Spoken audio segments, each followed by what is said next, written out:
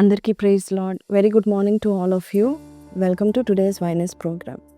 చాలామంది చెప్తా ఉంటున్నారు, అక్క వైనస్ ప్రోగ్రామ్స్ ఎంత బాగున్నాయంటే మేము వినడం మాత్రమే కాదు అనేకులకు షేర్ చేస్తాం. నిజమే, చాలామంది షేర్ చేస్తూ దేవుణ్ణి సేవ చేస్తూ ఉంటున్నారు. గాడ్ బ్లెస్ యూ అండి. చాలాసార్లు ఈ లోకంలో ప్రతి ఒక్కరు మనకి ఏదో ఒక వాగ్దానం చేస్తూ ఉంటారు. భర్త భార్యకు, భార్య భర్తకు, పిల్లలకు, తల్లిదండ్రులకు, స్నేహితులకు, ప్రేమికులకు, కోవర్కర్స్కి ఏదో ఒక వాగ్దానం చేస్తాం. డబ్బులు అడిగేటప్పుడు అంటూ ఉంటాం కదా, నీవు నాకు ఇప్పుడు డబ్బులు ఇస్తే, నాకు 5,000 ఇస్తే నేను రేపటికల్లా తీర్చేస్తానని చెప్తూ ఉంటారు. కానీ నిజానికి తీరుస్తారో లేదా మనకి తెలీదు. మనం ఎక్కువగా నమ్మం కూడా. ఎందుకంటే మనుషులు, నరుడు అబద్ధం ఆడుతూ ఉంటారు. కానీ దేవుని యొక్క వాక్యం సెలవిస్తుంది, ఆయన అబద్ధం ఆడాడు. అయితే ఆయన వాగ్దానం చేస్తే కూడా శ్రేష్టమైన వాగ్దానం చేస్తాడంట.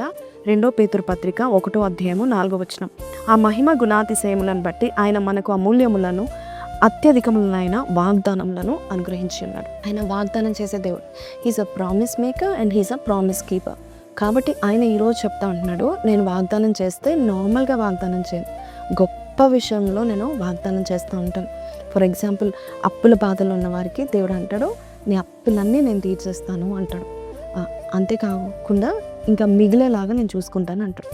మరి ఎలీషా కాలంలో కూడా విధవరాల జీవితంలో అంతే జరిగింది. అలాగే మన జీవితంలో కూడా దేవుడు ఏదైనా వాగ్దానం చేస్తే మన సిచ్యువేషన్ కంటే ఎక్కువగా దేవుడు మనకిస్తాడు. ఫర్ ఎగ్జాంపుల్, దావీదు కూడా ఒక గొర్రెల కాపరి, ఒక పొలంలో పనిచేసేవాడు, ఒక బయట పనిచేస్తూ చాలా తక్కువ, కేవలమైన ఉద్యోగం, కేవలమైన పని ఉండేది దావీదుకి. కానీ దేవుడు ఆయనని రాజుగా నియమించాడు, వాగ్దానం చేశాడు. అంతేకాదు, రాజుగా నియమించడం మాత్రమే కాదు, నీ యొక్క సింహాసనము తరతరం వరకు ఉంటుంది, ఈ భూమి ఉన్నంత వరకు ఉంటుంది, ఈ చంద్రుడు ఉన్నంత వరకు ఉంటుంది, నీ రాజ్యము అలాగే సూర్యుడు ఉన్నంత వరకు ఉంటుంది అని 89వ కీర్తనలో చెప్తున్నాడు. సో దేవుడు ఏదైనా వాగ్దానం చేస్తే తప్పకుండా నెరవేరుస్తాడు. ఎంతమందికి అడాల్ఫ్ హిట్లర్ తెలుసు? మనందరికీ తెలియని వారు లేరు. ఎందుకంటే ఆయన ద్వారానే World War II అనేది కూడా జరగడం మనకు తెలుసు. అయితే ఆయన ఒక వాగ్దానం చేశాడు, నేను ఏ పార్టీ, నాజీ పార్టీ ఏదైతే పెట్టానో ఇది 1000 ఏళ్ళ పరిపాలన ఉంటుందని చెప్పాడు. 1000 year ఎంపైర్ కట్టబోచున్నానని చెప్పాడు. కానీ 1933లో 1933లో ఆయన చేసిన వాగ్దానం తర్వాత కేవలం 12 ఏళ్ళు మాత్రమే ఆ యొక్క పార్టీ చలామణి అయింది. ఆ 12 ఏళ్లలో గొప్ప భయంకరమైన కార్యాలు చేయడం మాత్రమే కాదు, ఆయన చనిపోతాడు. 1945లో చనిపోతాడు. సో ఆయన చనిపోయినాక ఇంకా అసలు ఆ పార్టీ లేదు, ఏం లేదు. కానీ ఒకటే చూస్తున్నాం, డిస్ట్రక్షన్, యుద్ధం వల్ల, వార్స్ వల్ల ఈ ఒక దేశాలు పాడవడం మనం చూస్తున్నాం. ఇజ్రాయెల్ దేశాన్ని పాడు చేసినట్టుగా మనం చూస్తూ ఉంటున్నాం.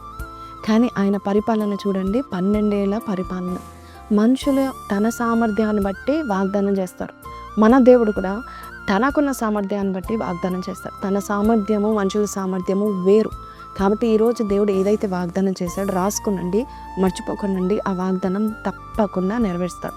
ఆలస్యం అవుతున్నా కూడా నువ్వు బాధపడకు, వాగ్దానం అయితే తొందరపడుతుంది, అది నెరవేర్చబడే వరకు నిన్ను వదిలిపెట్టదు. బైబిల్లో మనం చూసినట్లయితే దావీదు ఒక సత్పురుషుడు, దైవ భక్తి కలిగిన వాడు. యోనాతాన్కి వాగ్దానం చేసినట్టుగా మెఫీబోషెత్ని బాగా చూసుకుంటాడు. మరి రాజుల యొక్క ఆస్తి ఇచ్చేస్తాడు. సో వాగ్దానం చేశాడు, కాపాడుకున్నాడు, నిలబెట్టుకున్నాడు. అలాగే బోయాజ్ మనం చూస్తే రూత్ 3:11లో వాగ్దానం చేస్తాడు, అమ్మ రూత్, నేను నీ గురించి నేను అన్నీ చూసుకుంటానని చెప్తాడు. రూత్ 3:18 కల్లా మనం చూస్తే నయం చెప్తుంది, ఆయన ఊరుకోడు, అది జరిగించే వరకు ఆయన ఊరుకోడు. నిజమే, కొంతమంది మంచి వ్యక్తులు వాగ్దానం చేస్తే వారు జరిగించే వరకు ఊరుకోరు. మరి మన దేవుడు మంచి వ్యక్తుల కంటే మంచివాడు, ఆయన గొప్ప దేవుడు, మంచి మనసు కలిగిన వాడు. నీ జీవితంలో ప్రతి ఒక్క వాగ్దానము నెరవేరుస్తాడు. కాబట్టి ఈరోజు నాతో పాటు ప్రార్థనలు ఏకీభవించండి. అమూల్యమైన, అత్యధికమైన వాగ్దానాలు బట్టి స్తుతులు తెలియపరుస్తాం. పరిశుద్ధుడా, మహోన్నతుడగు తండ్రి, ఎంతోమంది మాకు వాగ్దానం చేసి ఫెయిల్ అయిపోయారు, కానీ నీ వాగ్దానాలు నెరవేరుస్తున్నందుకు నీకు వందనాలు అయ్యా. నీవు చేసిన వాగ్దానాలు మేము నమ్ముచున్నామనైనా. మా స్థాయి, మా స్థితి, మా సామర్థ్యం, మా ఫ్యామిలీ బ్యాక్గ్రౌండ్, మా చదువు, దీన్ని బట్టి కాదు నాయన, నీవు చేసిన వాగ్దానము నెరవేర్చుటకు సమర్థుడు అని వాక్యం సెలవిస్తున్నట్టుగా మేము నమ్ముచున్నాం. ఈరోజు విన్న ప్రతి ఒక్కరి జీవితంలో కృతజ్ఞతాస్తుతులతో నీ యొద్దకు వచ్చినాం నాయన. అమూల్యమైన నీ వాగ్దానం బట్టి నీకు వందనాలు తెలియపరుస్తూ యేసయ్య పరిశుద్ధ నామమున అడిగి వేడుకొంచున్నాం తండ్రి, ఆమెన్. సో ప్రైజ్ లార్డ్ అండి. విన్నాం కదండి, God promises great blessings for you. So కింద కమెంట్లో thank you my promise keeper అని పెట్టండి. God bless you. Have a blessed day. Praise.